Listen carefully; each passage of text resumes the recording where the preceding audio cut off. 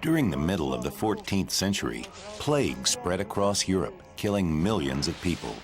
It is estimated that more than 25 million died during the first outbreak, which lasted from about 1347 to 1353.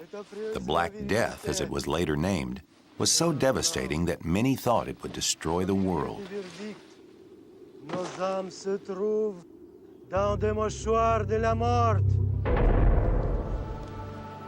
A major cause of the disaster was rats. Rats were everywhere in the Middle Ages, even in the homes of the rich and powerful. They were so common that most people paid them little attention.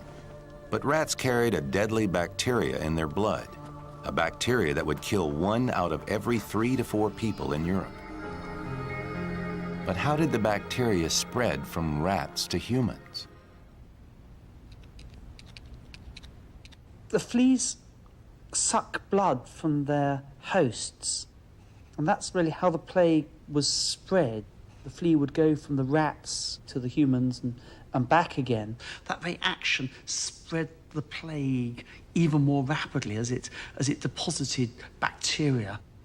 These tiny creatures, pound for pound, must be one of those deadly animals on the planet.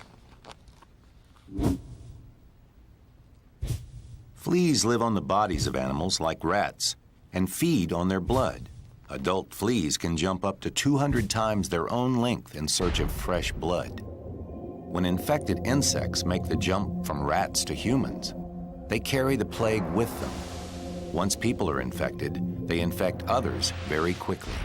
Plague had broken out before in East Asia and had gradually spread westward to Europe and North Africa, but had subsided after killing large numbers of people. However, one strain of the disease survived in Mongolia. In the 1200s, Mongol armies conquered city after city in Asia. As they moved across the land, they brought the plague with them from Mongolia to China, and then to the wealthy Black Sea trading city of Kaffa. The Mongols attacked Kaffa in 1347. They fought fiercely, but no matter how hard they tried, they couldn't capture the walled city. Finally, the Mongols thought of a plan. In a primitive form of biological warfare, the Mongols took the bodies of soldiers who had died from the plague and catapulted them over Kaffa's walls.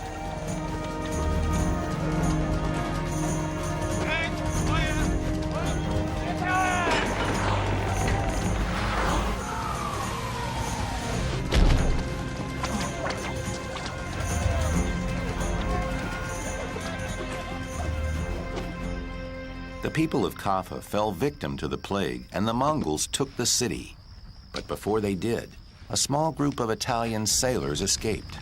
They fled Kaffa and sailed back to Europe under cover of night.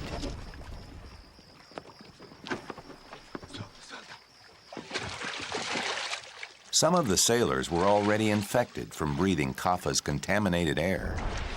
The rats on the ship took care of the rest.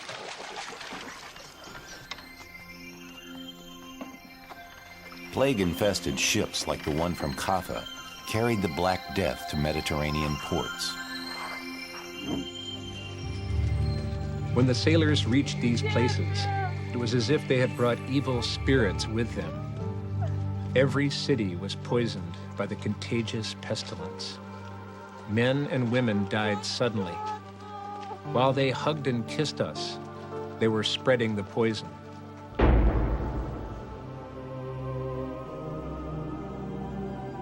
The Black Death struck with stunning speed. Within hours, victims developed large, swollen black spots on the skin of their armpits, necks, and thighs. Some gave off an intolerable stench. Others spit or vomited blood. Those who spit blood very rarely recovered.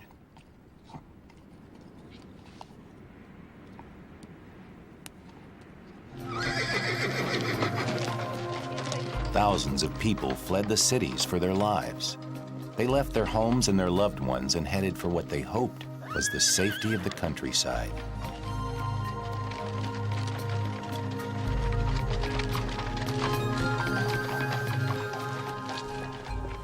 Many people realized that the spread of the disease had something to do with the movement of people and trade between countries.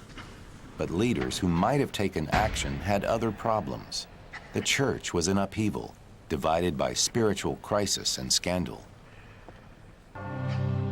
And England and France, two of Europe's kingdoms, were embroiled in the terrible conflict known as the 100 Years' War.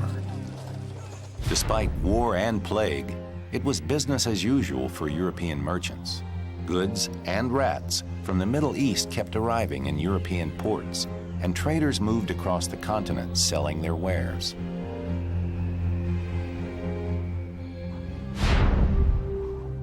In late 1348, trade across the English Channel brought the Black Death to England.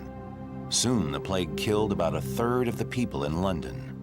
Giant emergency burial sites, like this one at the Charterhouse Monastery, were created to handle the dead.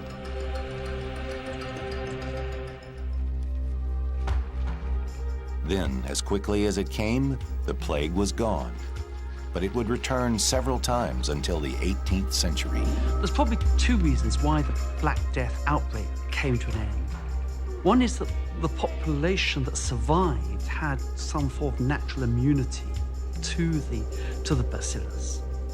The second is that the rats that were carrying the plague themselves died. The plague, which had ravaged Europe for 6 years, was over for a while. Gradually, Europeans rebuilt their countries and their lives, but memories of the Black Death still remained, and even today arouse fear and horror around the world.